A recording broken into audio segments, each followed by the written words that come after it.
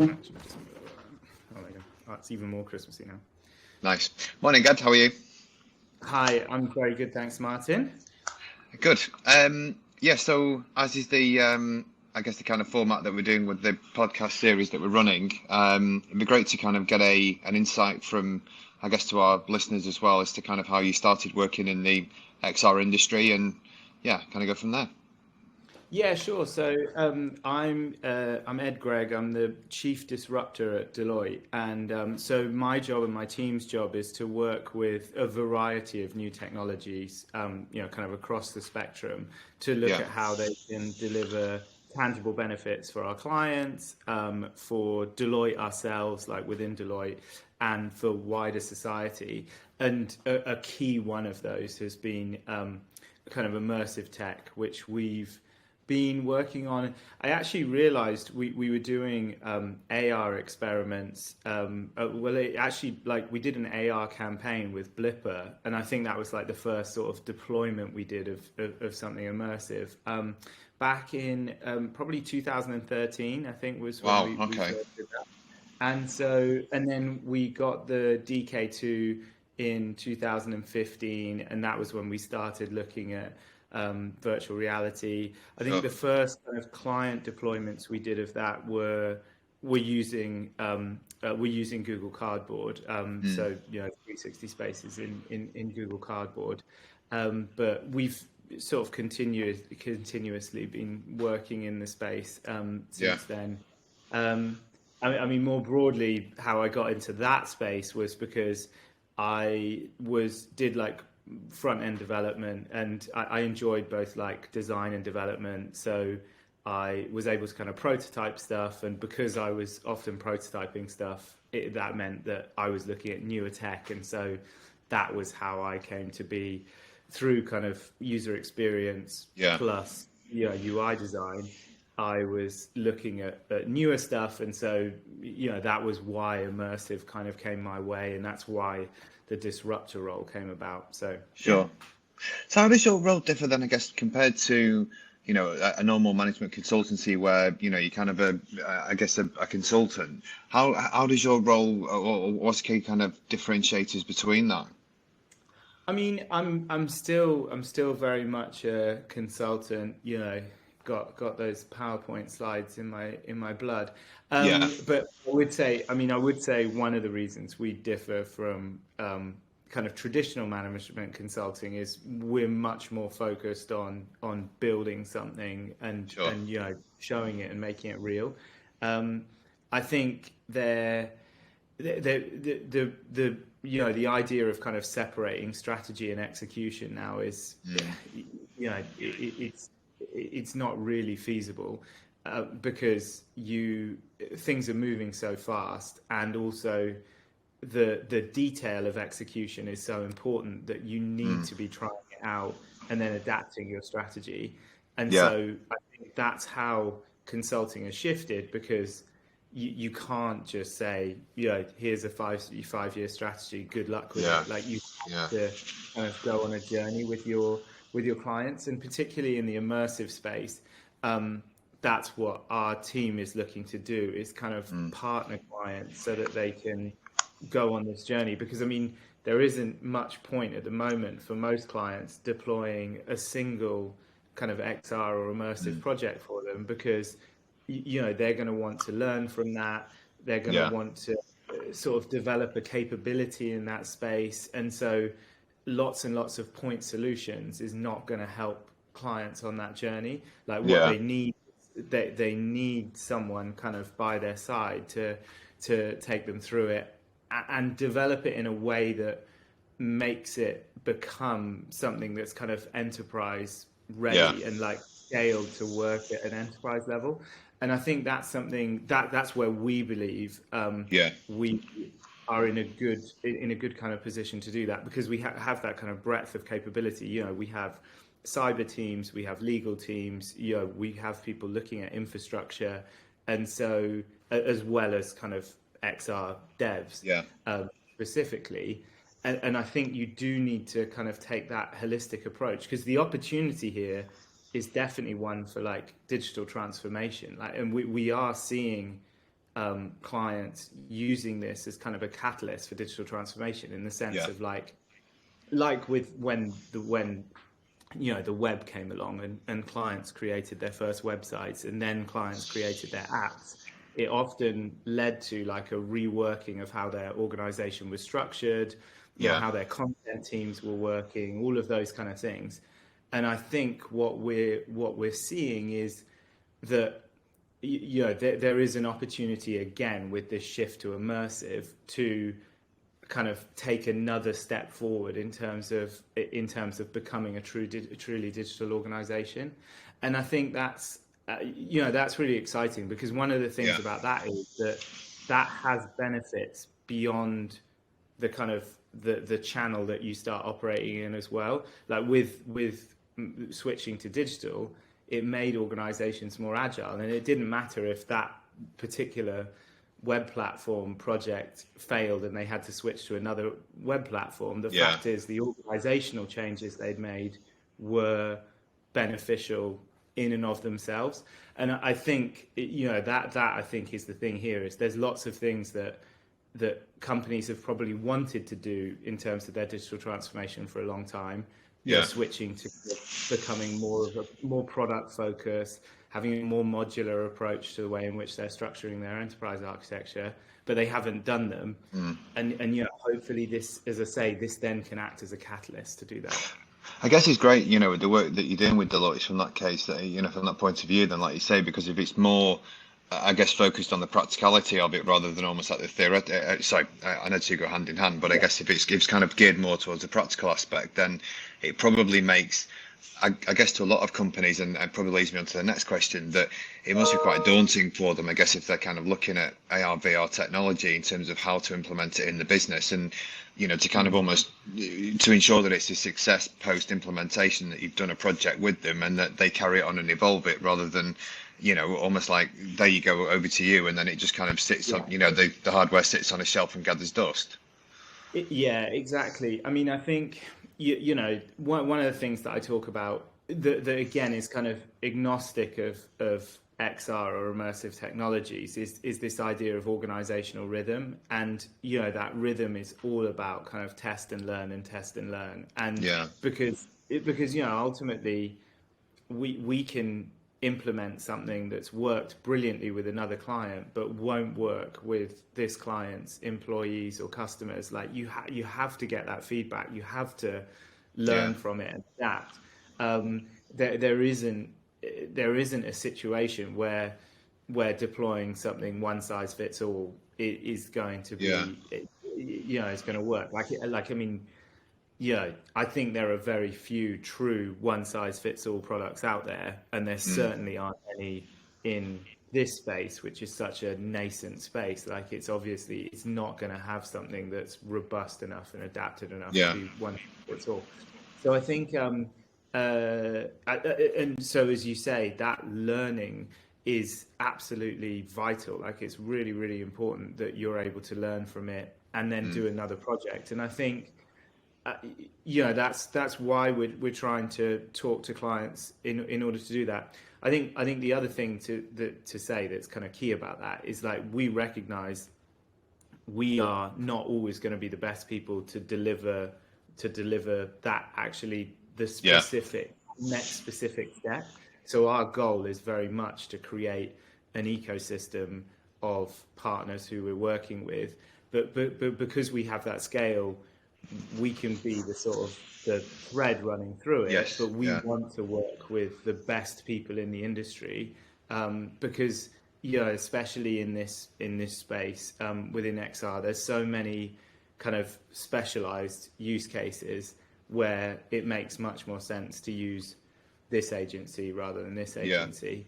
And we ultimately want the best outcome for our clients, and so we're going to want them to be working with the best agencies. So that's the thing, is we do want to be on a continuous journey, testing and learning, but it's not just us and the client. We want it to be us, the client, and then the absolute best that the industry has to offer. Where do you think the industry is now then, I guess, when you look at the look at, I guess, industries like industrial engineering and kind of sectors like that. I mean, do you think now is the market now mature enough that most companies understand AR/VR technology in terms of the benefits it can bring, or is there still a lot of education needing to take place? There is still, I think there is still a lot of education that needs to take place. I think it's definitely improving. Excuse me. Because I think we're seeing RFPs coming in that are show a greater degree of maturity in terms of what they're asking for. Yeah. But the potential for this is so huge that I think there's definitely still education, because I don't think everyone is seeing that potential yet. And by that sort of that level of potential, I mean more broadly than just AR and VR. I mean the possibilities that kind of digital twins offer within industry, which is in that sense, immersive is really just a channel through which you view them. It's not it's not necessarily like, it's not like the bedrock of it, but often it's quite a good route in, because you get a CEO who gets excited about the headset, and then you can use that to start the conversation with them about digital twins and things like that. But yeah, I mean, when you get into the kind of the true kind of potential and possibilities of digital twin, I think that is hugely exciting. And I mean, for us, that's the same team, because that sort of digitization and visualization, whether it's in a headset, whether it's on whether it's on a screen, that it makes sense that that's all one team. So our immersive studio team is working across that use case. And I think sometimes that has been a bit of a problem, where people have been very headset focused rather than, again, taking clients on the journey. Because I mean, there's one of our clients who was pitched headsets relentlessly for like learning and lots of other use cases, and just the people who would have been using them just weren't ready for that. And so management got really excited about it, because they got to have headsets demoed to them and they got to try them on and whatever. But there wasn't really that engagement with the people using it. And what they were going, in some cases, from not very far from, like, it was like scans of OHP slides on PowerPoint was how they were currently engaging with that material. Okay, that was quite a leap, yeah. So the idea of going from that to a headset, and just thinking that you could hand that to a learning team and then the learning team would be off and away is crazy. And so what we did was we digitized it so that they had a 3D model that they could kind of manipulate on the screen, and then we could build in scenarios. Because I mean, obviously before, the scenarios were literally static scenarios that were down on paper, and it was like, now you can build in dynamic scenarios, and you can choose which ones to do. You can have a much greater range of them. All of those things, you don't need to put a headset on, but once you've done all of those things, it's relatively trivial, currently doing that at the moment. So I should touch wood before I say that. But I mean, it's relatively easy to then get it into the headset. And I think so when you say the state of the industry, I think I certainly am thinking more broadly about kind of that digitization of that true digital transformation and digitization of businesses. I think that opportunity, it's there, and like the tooling is getting better. There is more like maturity and understanding of it, but it's I would say I wouldn't say it's like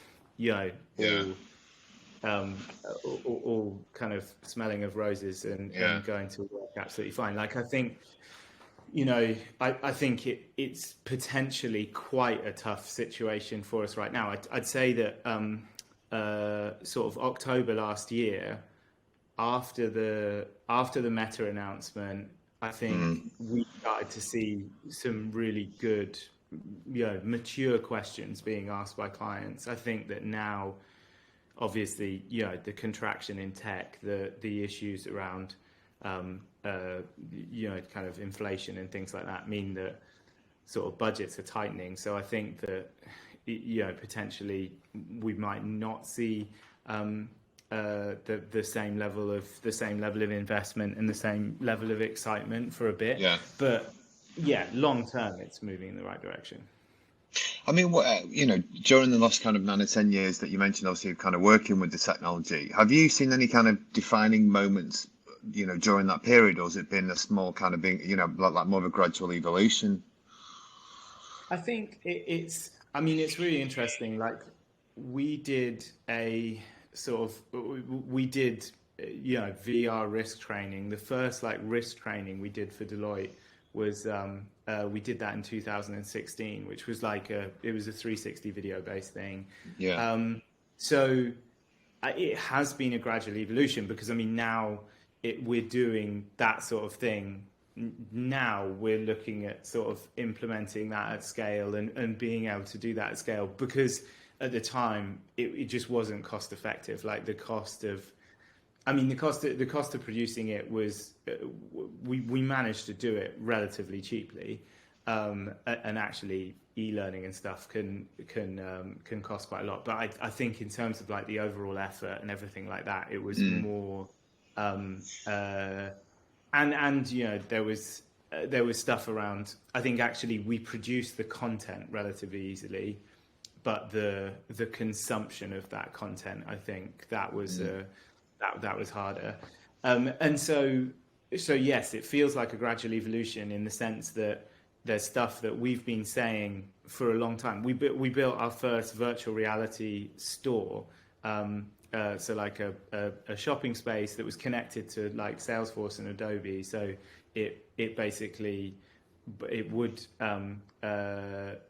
it would kind of adapt to your preferences based on your your either your Salesforce profile or your Adobe profile. So those are things that again, we're doing that for clients now, and we'd originally done it in 2015. And so, yeah, it does feel like a gradual evolution in that the potential was there, but the tooling and the costs and everything didn't quite line up. And also kind of the market maturity.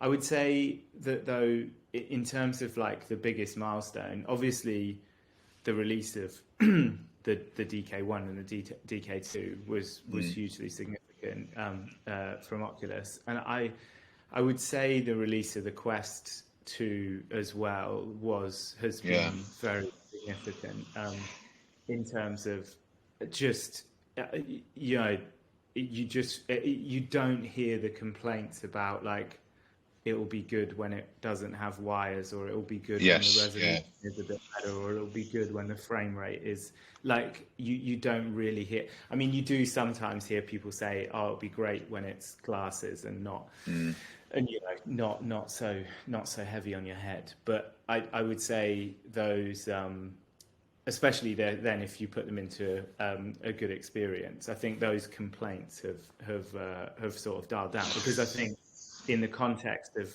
say, enterprise training, the idea of wearing a headset, it doesn't seem like that big an imposition. Whereas before with the laptop and plugging it in and the wires and everything like that. But now, I carry my headset with me pretty much all the time, and I'm able to do that. And it was right at the start. I used to have to carry around literally a desktop in order to do it. Right. So I had the tower, and I would, it got dropped one time in a terrible incident by one of my colleagues. But that was how we did it. And then when we got the laptops, it was oh my God, this is amazing. It can just fit in a rucksack. Yeah. This is incredible. And you know, now with the Quest 2, like it's just and the Quest Pro, like it's ridiculous. But yeah, the Quest 2 was I think the most significant moment. And obviously there are other headsets out there. Of course. Yeah. They yeah, and I love what Pico have done, but it hasn't had the impact. And I mean, I think to that's because, you know, people would say like, oh, it hasn't seen the sales or whatever. But to be honest, I don't really care about how many units it's sold in a consumer space. What Yeah. I care about is, can it deliver benefits to my clients? And that, and you know, from that point of view, it just feels like a much more practical solution. Yeah. Than what had gone before it, and so that's why it was a significant moment. I think what's also interesting, you know, because we definitely saw it when the Quest 2 came out and was released. That I think there was you know, from talking with people around the marketplace, I think there was a lot of hope, I guess, that for argument's sake, you know, the consumer market was going to kind of adopt it so that, you know, parents could try it in a safe space at home and, you know, kind of could play with it with their children and that sort of thing. And then, you know, I guess it becomes less daunting to work with the technology. Yeah, But I guess when you look at the sales last year, I mean, the fact obviously you know, Quest outsold Xbox last year for Christmas, so you know they did get a decent level of penetration in the market. I think, yeah, no, I think they did do well, and you get a lot more people. You do still get people, funnily enough, who have never tried virtual reality. I think Yeah, now, as you say, like a lot of parents have now tried it, like either with their kids or with someone else's kids. So I think that has helped. But I mean, I do have I'm not a huge fan of this sort of idea of kind of the consumerization of IT, like this idea that it has to go through consumer adoption in order to work in the enterprise. It is a relatively recent thing. Like, I mean, you yeah, know, really, it's post 2007 and the iPhone that sort of that became adopted as a trend. But I think it's one of those trends that, like, if you think it's a trend, then obviously it'll shape your strategy and it'll stop you yes, adopting yeah, tech.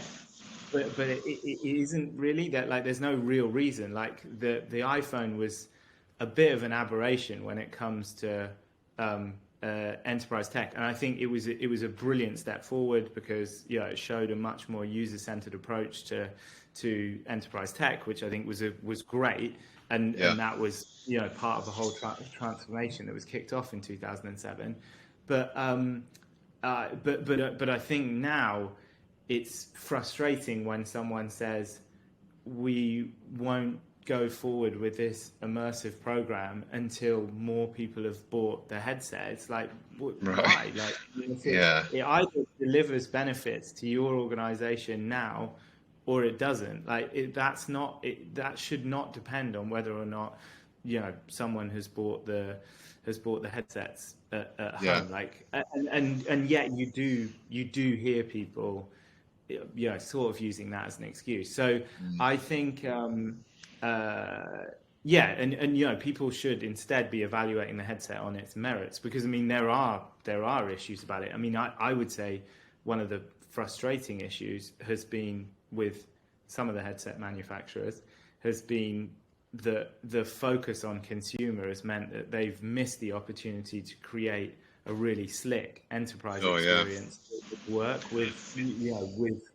good mobile device management, all of that sort of stuff. Like that has been, I think partly because of this idea about the consumerization of IT, that's sort of been like, oh, well, we don't have to prioritize it because enterprise themselves are going to wait for consumer adoption. So, and it's yeah, like this can deliver huge cost savings for training and huge benefits in terms of learning outcomes.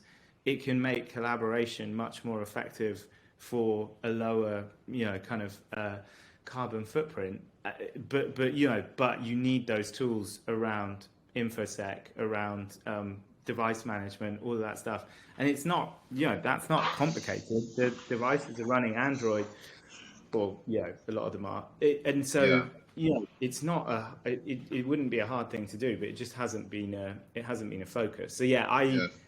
I don't like that consumerization of IT trend. I think I think it's been, not hugely damaging, but I do think it's held back investment in some cases when that just hasn't made sense from if you looked at it just in the context of that particular organization. Yeah. Yeah, that makes sense. So I guess kind of, Yeah. based on your experience of kind of working with XR technology, then, I mean, what kind of tips would you offer to any potential companies that are thinking about, starting to work with the tech and things like that? Or kind of what quick tips would you kind of give to people, or advice, I should say? Well, I mean, my motto is fall in love with the problem, not in love with the solution. So, like, I will always say that before anything else. And that really is crucial. Like, really do understand the problem that you're trying to solve. I mean, I've already had a call today where someone came up and they were like, what tech stack do we need to build a metaverse company? And you just, like, that is not that's not a mature question to be Yeah. asked. And sorry to my colleague who had to ask that question on behalf of the client. Like, that's not a dig at you. Yeah. You asked very good questions afterwards, and I understand that it was the client who was asking, not you. Just in case they're listening to this, I won't tell them. Yeah, don't drop names. Like that. But the other thing is that is by no means unique. That happens regularly. And that is classic falling in love with the solution instead of in love with the problem. So if you find yourself asking that question of, like, then stop asking that question and start asking, like, what are the problems that we need to solve that we can hypothesize might be helped by immersive or digitization. So I would say fall in love with the problem, look broadly as well across the organization, like think in terms of kind of the journeys that your customers are taking and the journeys that your employees are taking, because I think that can help you identify potentially like multiple touch points, because I think, again, focusing on a single solution can mean that the business case doesn't stack up. I mean, we've definitely seen that, where if you look at, so for example, if you look at just immersive learning, we're kind of looking at 4 areas in terms of our unlimited reality kind of teams, and those are immersive learning, where it's immersive work and learning, which is like immersive collaboration and immersive learning, enterprise simulation, so that's the digital twin stuff and the visualization of the digital twins. Kind of engaging consumer experiences, so that's like the stuff, the AR work that we've done for the LTA. That's primarily AR stuff at the moment. It does also include VR stuff, and then also looking at kind of trust and a kind of across the board, looking at kind of like trust and resilience and how you can build up that. So those are kind of the 4 areas. I think that for example, if you look at immersive learning and you look specifically at that, or like at a single course, you miss the opportunity to say, actually, this could also be used by that same employee. They could also be using this for collaboration. They could also be using this for potentially other courses and onboarding and things like that. So I think it's really important to look end to end at the employee journey, because I think that will help you make a better case for what it is you're doing. Because as well as fall in love with the problem, not in love with the solution, the other thing we say is think big. So i.e. think end to end, think across the whole organization, and then start small and test. Because the cool thing is now, it's so easy with the tools that you have to create a virtual space. Again, I've done this today. We painted our virtual Christmas card in Gravity Sketch, and then I exported that, I've put it in Spatial, and I can just share it, Sure, I yeah. can just straight away. Like, I mean, and that's an environment, so that could be as complex an environment as I want. So in terms of like mocking up the experience that you're trying to create, you can do that in an hour tops, and it can be a Yeah. completely custom, it can be something completely custom. And so that's really cool, because that was not, again, if when we were doing this stuff in 2015, 2016, that was like, Yeah. bespoke Unity build, starting from grey box and then having to build it all the way up from there. Yeah. And so that was hard. Whereas now you can show whoever it is you're making the business case to, you can show them something tangible super quickly.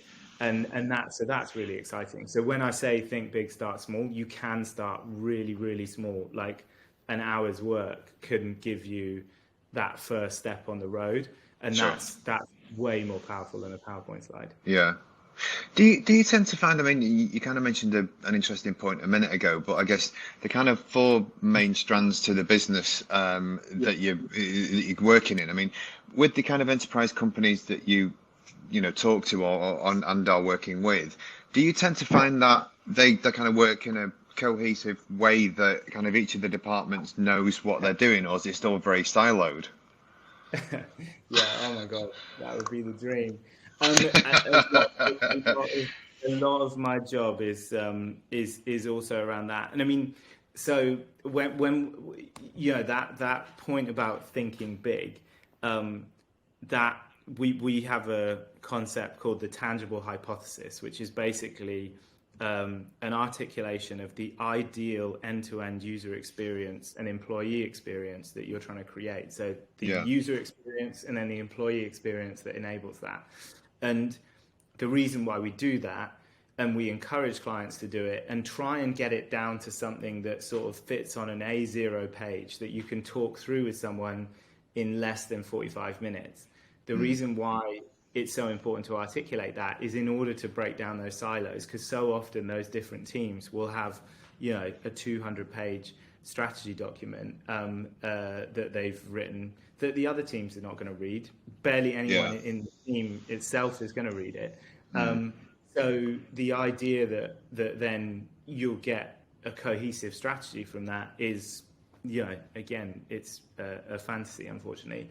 And so I think you need that really, really clear unifying picture in order to get the teams working together. And I think that's where definitely building something and making it real is so powerful. And I think that's where Immersive can have such a great role to play, because in terms of that storytelling, because essentially that's what you need in order to drive that cohesive effort. In terms of that storytelling, Immersive is great for that. And so we actually, I mean, we did a similar thing and have done a similar thing with clients.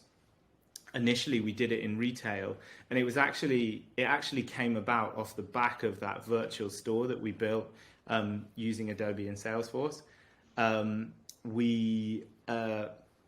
Off the back of that, we had a lot of interest from like a number of different organizations, and so we built a physical version of that, which is kind of like it's kind of a weird way around to have done it. But there was this store that kind of could adapt to your preferences in VR, and they were like, hey, but how could we do the same sort of gathering of customer preferences and the same sort of adaptation, but within a physical environment? And so we built something called the Connected Store, and it was super powerful for bringing clients together and bringing different teams together and getting them to have a shared vision. But obviously that's quite a lot of work. Whereas now, being able to build that in a virtual environment, you can still tell that story. You can still step people through that journey, because that journey was kind of that customer journey. As we said, that tangible hypothesis was key to that. But you don't have to, without having to kind of invest in building a physical store.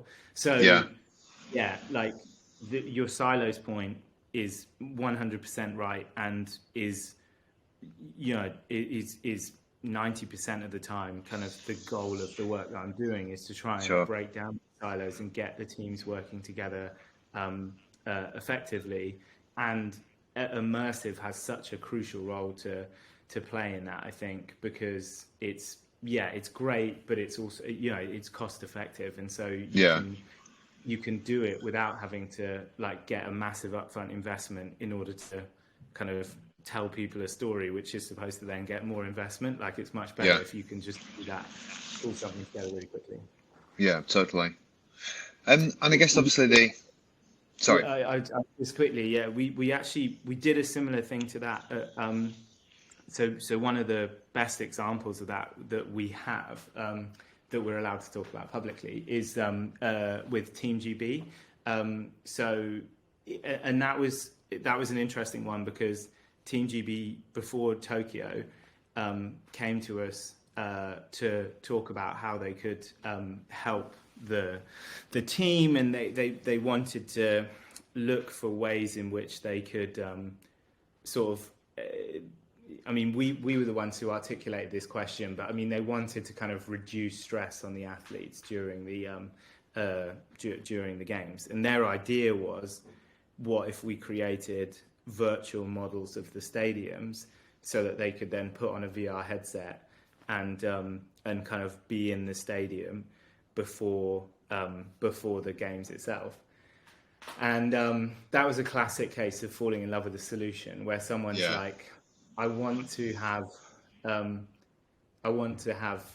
do something with virtual reality. How can I shoehorn virtual reality into my organization? And they came to us, so they could have just gone away and done that. But what I said in the meeting, pretty much the first meeting we had, was, let's just take a step back, and because there's all sorts of reasons why I don't think this is the most effective way of going forward, because this is very much like a point solution. And for a number of reasons, it doesn't make sense. And so we took a step back. We did some research. We looked at both support the support teams as well as the athletes themselves, because actually, it turned out that in terms of stress for the support team often translated into stress for the athlete. Yes. And then we kind of created a journey on a big A0 sheet of paper. Like, it sounds silly when I say try and fit it on an A0 sheet of paper, but actually it does force you to be very clear about the story that you're telling in a way that, new slide allows you to sort of get away with just not really telling a kind of a crisp, concise story. And so we kind of mapped the stress levels of and the potential for stress. And the kind of the question we came back with was, how can we make it as much like a home games as possible? And so it turned out it was about an information bottleneck. And so we actually implemented a workplace social platform for them, because actually the problem was, when issues were happening, they were getting flagged to a central team, and then that central team was sending emails out to everyone, but often that was too late, and the problem had become an issue for different team members. And so allowing kind of peer-to-peer communication within specific groups which solved that problem. And the cool thing was, as well, we sent them out with 360 cameras, so they were still able to take pictures of the stadium, and then people were still able to put headsets on and look inside the stadiums. It just wasn't, for basically the same cost that it would have been to do detailed models of the stadiums, which was going to be impossible anyway, because a lot of the stadiums weren't built. We didn't have access to the plans. There's so many Olympic sports that it wouldn't have made sense to do all of them. Whereas with this, you could give the team, or lend the team, 360 cameras, and they could go and they could take pictures, not just of the stadiums, but of the gyms, of the the housing and all that sort of stuff. So even though the core solution there wasn't like an immersive one, I think it's interesting because it illustrates how sometimes problems come to us where like they haven't fallen in love with the problem, they've fallen in love with the solution. But then we adjusted it and we used Immersive as part of the solution, but we were looking more broadly in the sense of actually where is the real problem here, and also where's kind of the opportunity to not just do a point solution, but actually kind of transform the whole process. It's a great way of kind of looking at it, I guess, because it's kind of almost then, kind of using VR in a way that's going to be effective, like you say, rather than almost just, Team GB said, right, we want a VR solution, gone, okay, great, we'll go and build one, and then, but it doesn't actually solve any problem, then hardly anyone's going to kind of, want to use it. But I guess if there's kind of multiple channels and things that you develop, so kind of it's a really good way of looking at it. I think that's the thing. Sorry, I just need to plug my That's right. My Mac in. But I'll not talk until I've actually plugged it in. This cable is not as long as I would like on this. If you're listening, Tim, the cable's not long enough. Okay. As in Tim Cook. But yeah, I'm sure. I heard he avidly listens to this podcast. So he's waiting to do the interview where he drops the exclusive announcement of the Apple headset. So it's okay, Tim. Go ahead, drop it here. This is the place to launch it. But also can I have a longer cable for my Mac Pro? I think it is a good way. It's a good way to think about it, because like at the end of the day, another of my phrases, I'm basically just like a motto bot. I just have loads and loads of mottos. But the other one is that a part of like falling in love with the problem, not in love with the solution, is there's no innovation without adoption. Yeah. You can't implement a technology solution in isolation. It has to be within the context of the organization. And I mean, that was kind of the point with Team GB was it just didn't make sense to try and do that on its own, because all the effort would have been put into like building those models, and none of the effort would have been put into driving the kind of the cultural adoption that was needed in order to make that something that was business as usual within their organization. Whereas what we did did actually transform the organization, and then technology was an enabler for that. But like there was a very specific vision around how we were changing the way that the organization worked and the way that they did comms and all of that sort of stuff. And going back to what I was saying at the beginning, the good thing about that is that even if a specific tech thing doesn't work, the cultural change should then, should kind of continue once they've seen the value of that. So I think that is really key. And because when I started in tech, I got into tech, or went specifically into tech consulting, because I was like, rather than say strategy or ops or human capital, I went into tech because I was like, well, at the end of the day, every project's going to have like a tech element to it. So I'll be able to pick and choose which project I work on. And actually what I've realized is every project is a cultural change project. Yes. All of them are enabled by tech. But if you think you're on a tech implementation project, you're wrong. You're not. Yeah. You are on a cultural change project. And if the leadership doesn't see that, or if you don't see that, it will end badly. And I mean, there was a really good example from earlier in my career where we were doing basically the same thing at two different clients. And one client, I wouldn't say they understood it was a cultural change project, but they certainly felt the need to get kind of the buy-in across the organization in order to make it happen. Whereas another one just looked to develop the tech in isolation. And I mean, at the time, I didn't really necessarily see that there was a problem in those two approaches. And in some cases, the isolated approach seemed way better, because I didn't have to go to shouty workshops about, process harmonization and stuff like that. We could just get on with it. I could do some nice graphics and it was all cool. But then when it came to launching the solution, it became very obvious which one was the right way to do it. The one where we developed it in isolation was a disaster, and whereas the one where we had worked on it, all of those people were like champions of the tech, and they were going out there. They were, they felt ownership of it, and it was night and day. And yet it was a CRM solution effectively, was basically the same across the two things, but one of them worked and one of them didn't, because it wasn't that recognition. It was a cultural change project.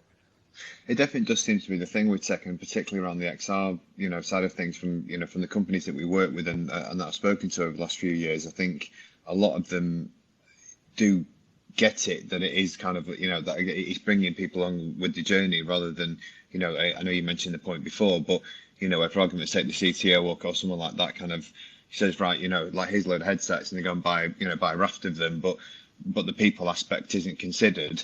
And so like nothing gets adopted, where it kind of also has that interest curve where it very quickly drops off because people haven't been taken on the journey or understanding the pain points of why they want to use it. So and I mean, going back to that point about consumerization again, like I think obviously it helps if people have used the headset before with their kids, for example, but you can't rely on that. Like your project needs to have built into it the assumption that there will be a lot of people who will be starting having never used your tech before, and that should be fine.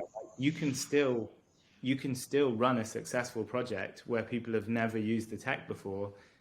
I mean, you shouldn't be relying on a big tech company, a big consumer tech company to have done your job of educating your colleagues about how to use the thing, because that wouldn't apply if they were using like a massive tunnel boring machine. Like that wouldn't be, you wouldn't say, oh yeah, we're going to wait until tunnel boring machines become like adopted in the consumer. Like I think he's buying his kids one for Christmas, so we'll wait until we roll that, and then you wouldn't do it for that. So like, why do it for other things? So I think that having that education program, having that cultural change program is so important, and as you say, it is left until last minute when someone says like we should be looking at the change management part of this, and it's like oh dear. And I think going back to what I was saying, what you were saying about what are the tips, definitely that, because that is the problem that you're solving, is how do you change the mindsets within your organization. But I think you were saying as well, like I think companies do recognize this, but this is again one of the reasons why I like working here, is I think we have the scale, and also we have change management consultants, so we can help with that kind of stuff. But it's harder if you're a tech delivery agency trying to do something, trying to do a project for a client. It can be harder to build in that change management stuff, because it won't necessarily have been budgeted for, because they're like, oh, but we hired you to just do a tech implementation, and then and that can be heartbreaking to build something great, but know that the groundwork hasn't been done in the organization, and you're like, ugh. Yeah, totally. I saw that you kind of recently debated the subject, or kind of talked about it in Houses of Parliament. It'd be kind of rude of us not to mention the hot topic at the moment that everybody's talking about, but the Metaverse. We have said the M word, I think. I guess, in your opinion, how would you summarize it, and kind of how important do you think it is to industry? I mean, it's important because it's driven it up agendas within within C-suites. That, to be honest, that's really the main function that it's done, is that it has generated hype. And at the end of the day, when we're talking about cultural change and mindsets and all of those kind of things, like hype can be useful. it can also be a problem if you don't manage people's expectations correctly, or if it gets attached to something that then goes south. Then you're then lumped into the same sort of thing. And I mean, I think there's an element of that, because the thing with metaverse and the word metaverse was that it was often being used alongside numbers like a trillion, and sometimes multiple trillions. And like, if you're gonna get, like, why do we think it was getting the attention of C-suite? Is because it was, because Gartner and everyone was saying, and Goldman's was saying that it's going to be worth billions of dollars or trillions of dollars, and a lot of that was based on the kind of the cryptocurrency markets as well. Like that was playing into that. And so yeah, it was good, because that, I mean, it was potentially beneficial, because that did sort of move it up some agendas, which allowed us to get funding for stuff that we've been asking for since 2016, and we've been saying this is a good thing to do since 2016. So yeah, we used it. We tried to leverage that. Excitement is the the politest word, but it was hype. So yeah, I mean, and I think that's the thing. But obviously, I would have preferred, as I say, fall in love with the problem, not in love with the solution. That people said, you know what, we really need to improve learning within our organization. And I mean, we did see it as well. Like COVID-19 has been a big accelerator. And kind of sustainability as well, and the climate crisis has been a big accelerator of the adoption of immersive collaboration. And so I think we are seeing people approach it from kind of the right angle, in the sense of, wait, how do we do this global collaboration, or how do we do this global collaboration in a way that is not going to burn everyone out and is not going to be massively damaging in terms of carbon.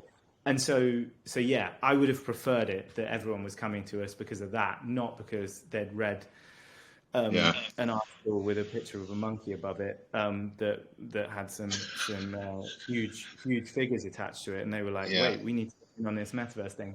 But if I'm honest, like, how has the majority of the work come about? It's often come about because people have fallen in love with a solution, and then I've helped them see the problem that they can solve. And that happened. So, I mean, I joined, I saw it with websites when I started doing web development, where people were like, we need a website. And it was like, what are you going to do on it? And it was like, don't know. And then it was like, we need an app. And it's like, what are you going to do with it? And it's like, we don't know. And then it was, we need a tablet app. And that was when I first started prototyping at Deloitte with the tablet app. So like, I really saw that very, right there with CIOs and CEOs saying, we need a tablet app. And I was prototyping it to show them what it could look like. But there wasn't a lot of like, what the why was, oh, so-and-so else has done it. Or seems like everyone has one, rather than solving a problem. And then I think we've seen it with VR as well, and AR is like, we need a VR thing, we need an AR thing, and at the moment it's like, we need to be in the metaverse. So it's been useful in that regard, because it helps you start that conversation.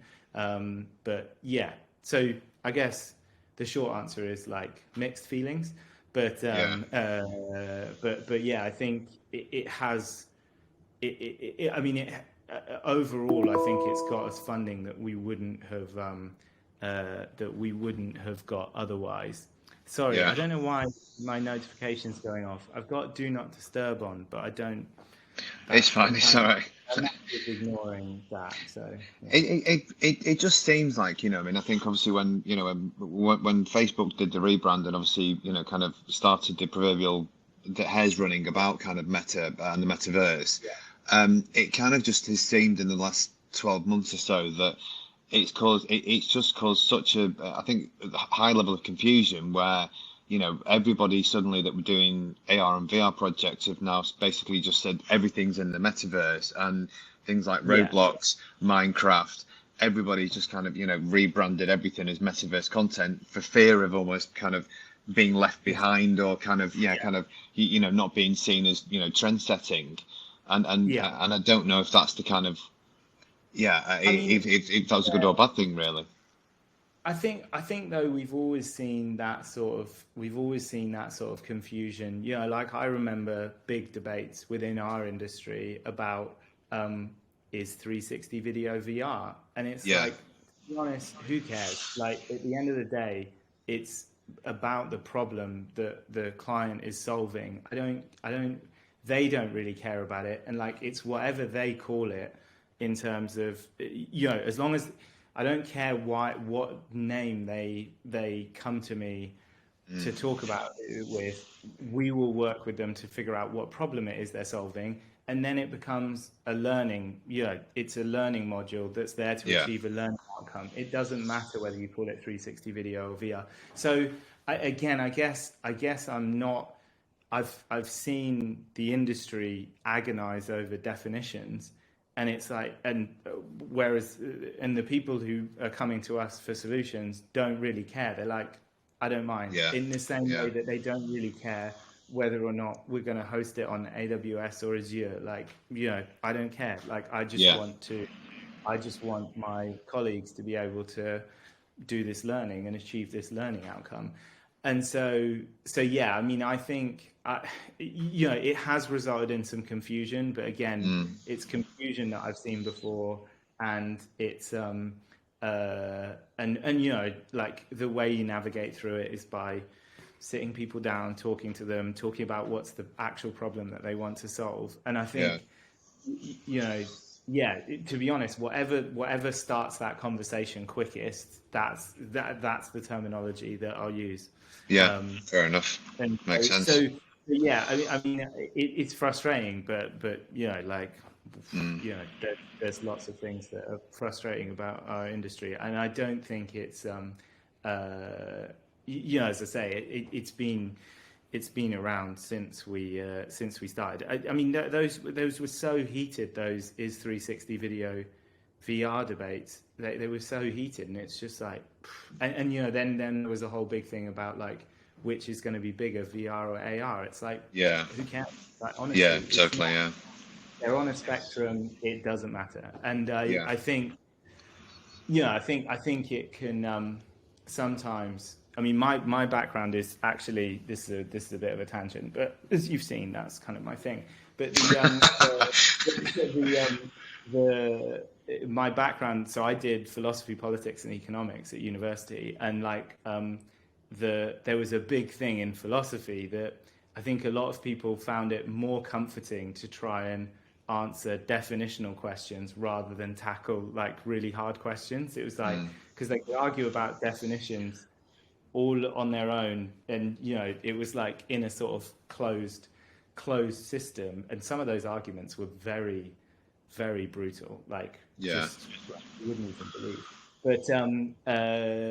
But that was, they preferred doing that. I mean, it's, well, yeah, I'll avoid going into naming specific schools of thought, because you don't want this to become a philosophy in the comments. But like they would avoid tackling big questions in order to yeah, kind of focus on smaller ones, because because it was an easier thing to do. Like, it was an easier way to prove you were right or wrong. And it's like, again, team, let's take a step back. Let's focus on the problem rather than solution. yeah, There is on a philosophy note, there is a nice thing that's sort of related to this, that which is, it's a nice analogy, which is Karl Popper talks about cloud problems versus clock problems. And so clock problems are like self-contained technical problem. It can be really, really hard to solve, but you know that it's going to happen within the confines of the block, whereas cloud problems are a dynamic system and all that sort of stuff. And I think, again, it's been saying the same thing over and over again, but that recognition that what you're doing is a cloud problem, it's not a clock problem, and as much as you want it to be a clock problem, it is a cloud problem, and you're going to have to consider the wider context and the system and everything like that. That's really, really crucial. So if we, I guess kind of fast forward, say 3 to 5 years, how do you think kind of consumers and businesses will be interacting with ARVR, Metaverse, whatever the kind of term is in 5 years' time? How do you think kind of people will be interacting with the technology, or what do you think it will look like? So what I hope is, so there's kind of two nice ways of thinking about the metaverse. One that Antonia Forster developed, which is this idea of metaverse traits, which sort of says, like, things at the moment are either more or less metaversey. So stuff will continue to become more metaversey, whereby the solutions will have like more of those traits. So like at the moment, Roblox, for example, is multi-user, it's avatar based, there's user generated content, it's persistent, all of those things, and it will add things like, it will become more immersive and stuff like that. So I think you'll see the more solutions have kind of more of those metaversey traits. One of the ones, and then Tony Parisi talks about his like 7 rules of the metaverse, and that's kind of like long term where it's headed. And I think broadly, the thing that I've always said is that the metaverse is like the internet but more immersive. And so I think, and I think that's a good way of viewing it, because the internet is incredibly diverse, and it's kind of linked, but you can but it's linked, but it's made up of lots and lots of different modules.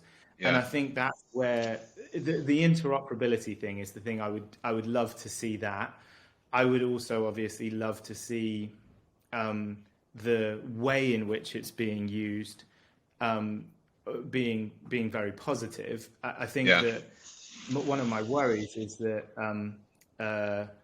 we don't learn the lessons from Web 2.0 when we're moving into this next evolution of the internet, and we end up making the same mistakes all over again, because those have been some pretty horrific mistakes.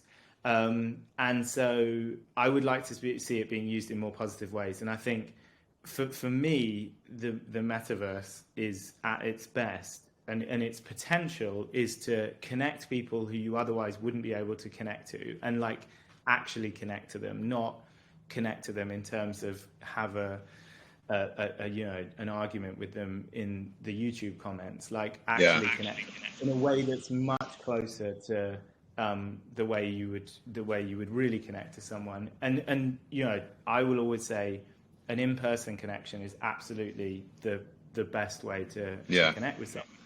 I don't subscribe to the thing of, because there may be reasons why you don't want to connect in person, but that's not a problem with in-person connection. I think that's because of societal circumstances and things like that. Like ideally you would be able to connect in that way. And I think that, in-person connection is the ideal, but in lots of circumstances, it's not possible, or there's people who share your passion, who live all over the world, who you wouldn't otherwise be able to connect with. That's what I want to see, is it connecting people who otherwise wouldn't be connected, and connecting us to our planet as well, and kind of the world around us. Because I think, Pokemon Go was brilliant in terms of the kind of the adoption of location-based AR, and I think what I want to see is a metaverse that is intricately connected to the real world, so that it is driving people to kind of discover the real world and interact with the real world and interact with real people. So it's a tool for that, rather than being seen as like an end in itself, or like something that's cut off from the real world. I mean, the most sort of recent example of that we've seen was Tuvalu creating a digital twin of the island in order to both highlight and mitigate against the effects of the climate crisis. And so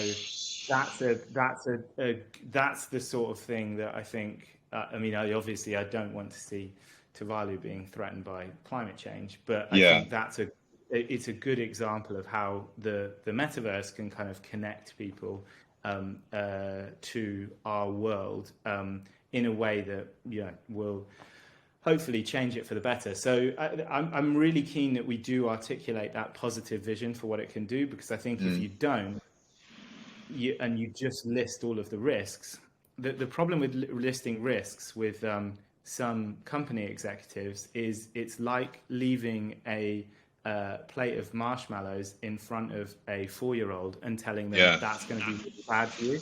It's like you've just, if you don't offer them a positive alternative, they're going to eat the marshmallows. And I think that is what I would call dystopia by default, where by not offering a positive vision, we just end up in the dystopia and in the risks that we've articulated.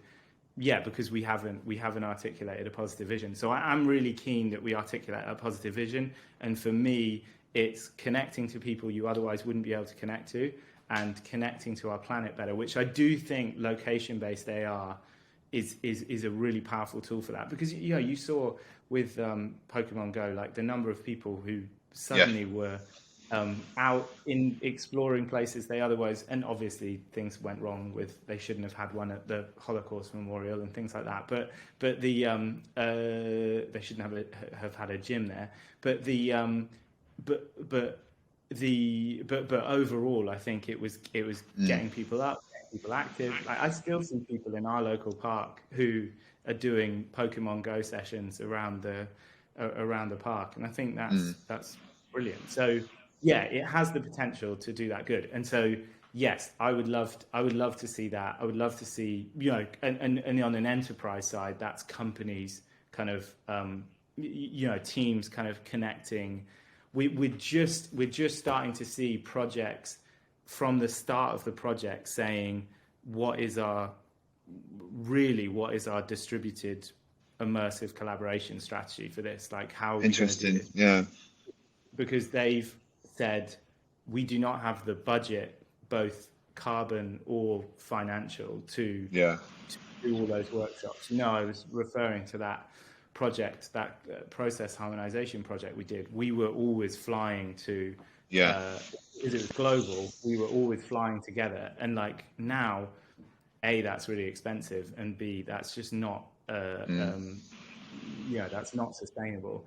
And so I think we're starting to see projects saying like what's going to be our approach. So in 3 to 5 years time, I would like to see that being the norm, that people are doing that, and they're meeting in that spaces, because again, like that's not like a reach. That is what that would deliver benefit right now.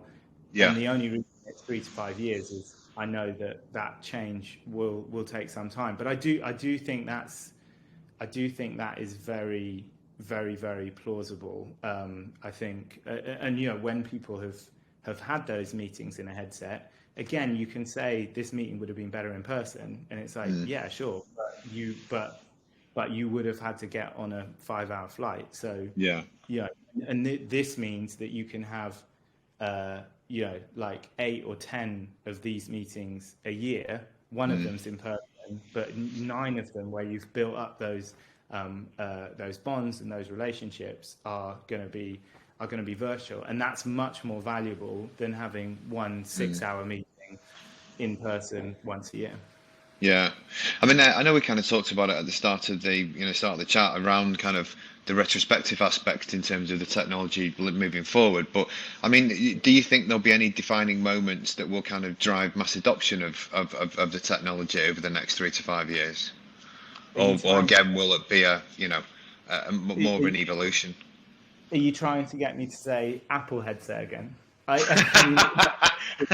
I'm on royalties from them, so yeah, Yes, you've got to mention yeah. it. No, I mean, you know, I mean, I said, you know, that like the iPhone was clearly like a defining moment in Yeah, the way that he'd done stuff, and you know, there was obviously you know, smartphones existed before the iPhone, but yeah, it did it in a way that brought it together and solved a lot of kind of niggles that were holding back adoption. So you know, sure, I'd love to see that. I'd love to see the headset equivalent of the iPhone, because I don't think we're there yet. I guess the Quest 2 is probably like the 3310 yeah. of headsets. I don't know. Is that an unfair diss? Obviously I've got my Quest 2 right here, because I was on it. I was on it way too late last night trying to make a digital Christmas card.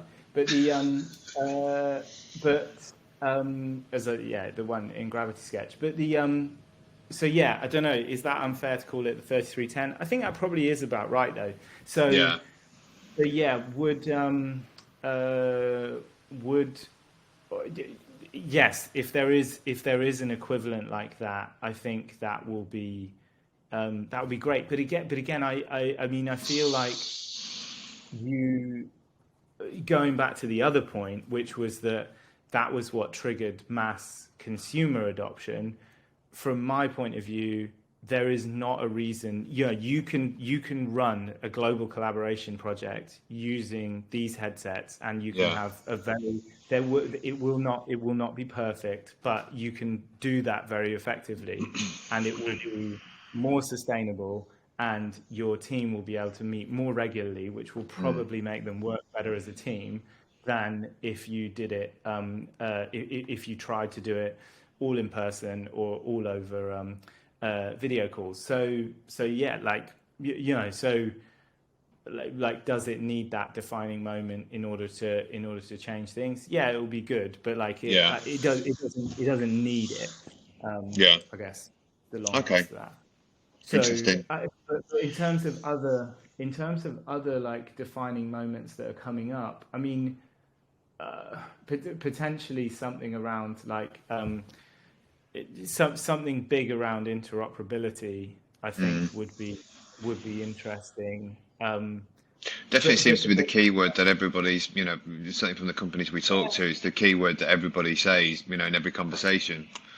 I mean, you know, because at the moment, again, if you think, I think it's often very useful with this sort of stuff to think of it in the first instance. Think of it in terms of like, what would you want in a physical space, or what would you want in terms of the internet? Like, if this is the next evolution of the internet, like, what are the things that are missing?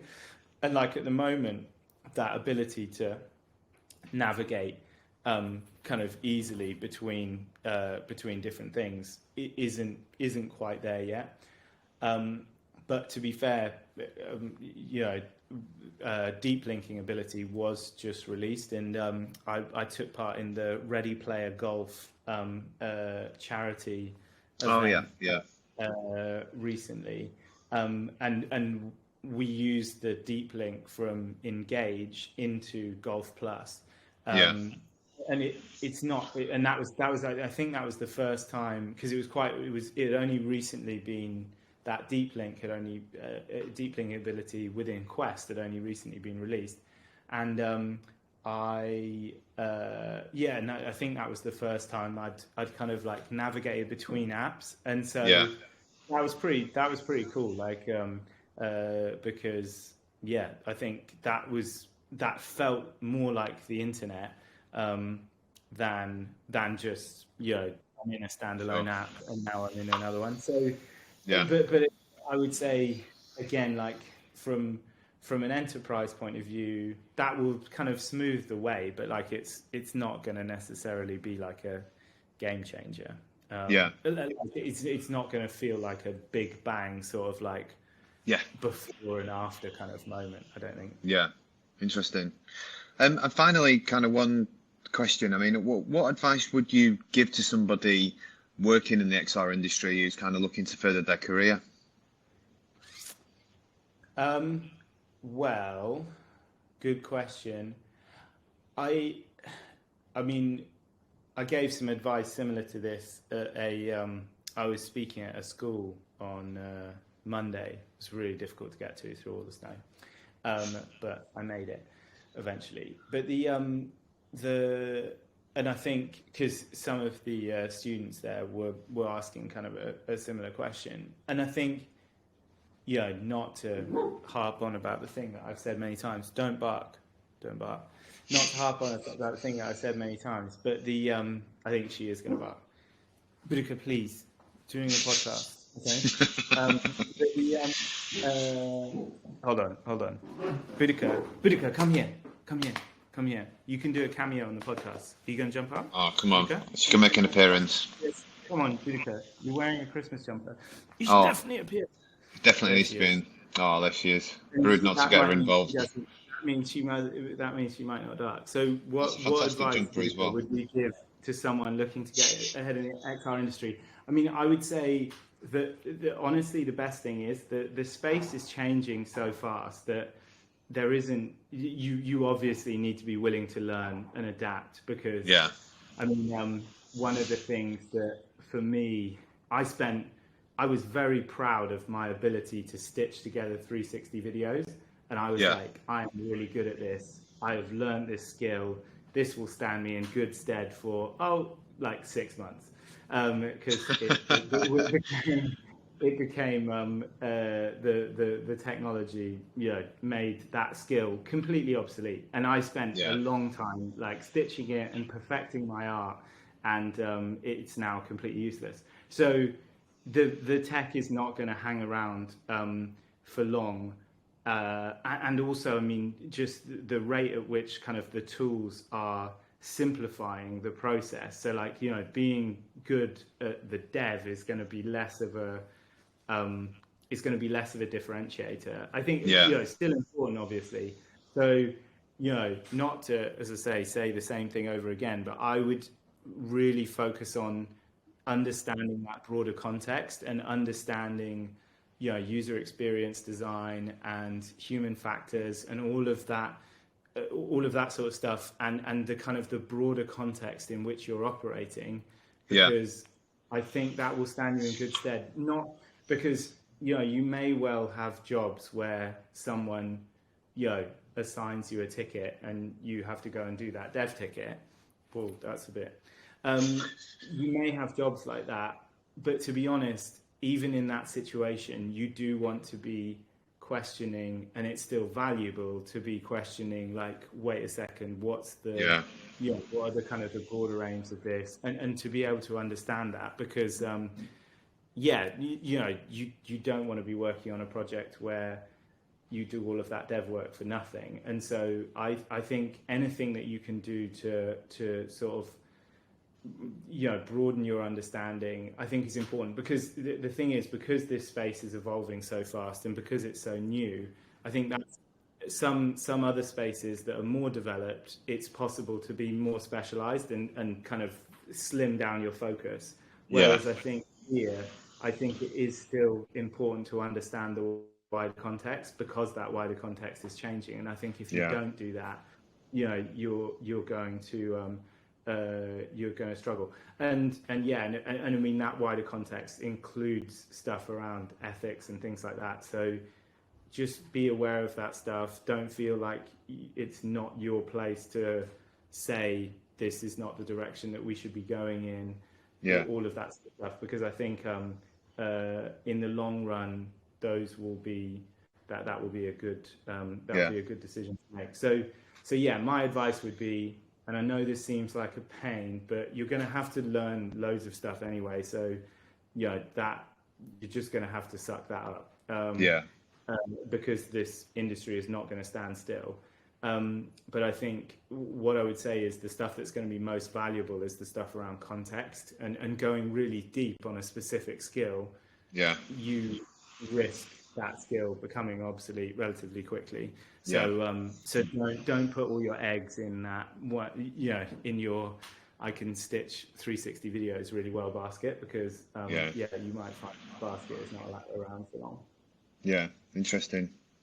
That Ed, I don't envy you having to cut it with Utica in the shot as well, but Hey, look, it's absolutely fine. It's yeah. it's always good to have a dog on the podcast every single time. It's a vote winner. Yeah,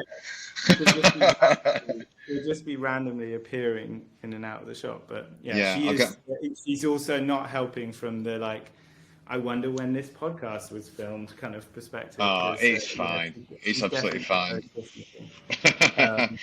But no, Ed, thank you very much for your time. It's been absolutely amazing, and I really appreciate you taking the time to speak. Oh, lost you for a second there. Oh wow, I'm so glad that didn't happen earlier in the call. But yeah. Yeah, no, cool. I was just saying thank you very much for your time. Your insights have been amazing, and I'm sure a lot of people kind of watching and listening would be really interested to listen to kind of what you said. Well, I'm really glad because I did have an appointment in theory at 11, but luckily that got cancelled. So, and I was maybe going to have to do this like outdoors as well. So, I'm very glad that we were able to do it indoors and without time constraints. But yeah, no, really, really interesting to thank you. To ask about it, and always welcome kind of people's views on this. So do get in touch if any of the issues, if you've been affected by any of the issues raised, please do get in touch. I'll make sure I put a ticker number on the bottom that people can call. Yeah. Lovely. Thanks for that, Ed. No problem.